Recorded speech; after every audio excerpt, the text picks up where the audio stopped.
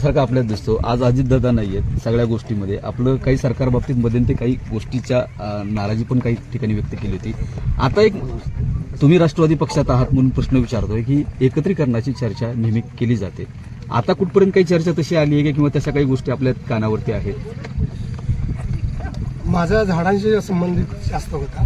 अजितदादा गेल्यामुळे आम्ही कसं 40 देवऱ्या करायचं ठरलं होतं आणि अजितदादांच्या नावाने आत्ता तरी या महिन्यात 10 देवऱ्या सुरू करतोय आणि 10 देवऱ्याची पूर्ण तयारी झाली आणि अजितदादांचा तिथे एक पोर्ट्रेट करणार आहोत आणि त्यांच्या नावाने 10 ठिकाणी म्हणजे कोल्हापूरचे झाले, नाशिकचे झाले, सगळ्या अशा सगळीकडे होते आणि तिकडे 5-5 हजार झाडाचा आम्ही प्लॅन केला आहे.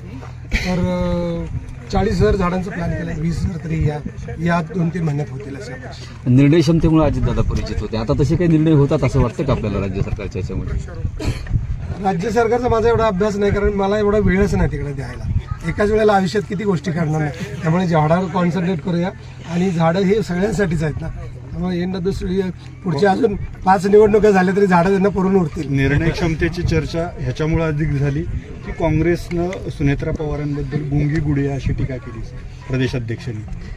तुमचा अनुभव काय आहे किंवा या टीकेकडे कसं पाहतो? तो जरा थोडं वकफ दिसत, म्हणजे जे दबका होता अजितदादांचा जो वलय होता किंवा दबका होता. नाही, सुनेत्रताई पुरून उरतील सगळ्यांना, काय चिंता करू.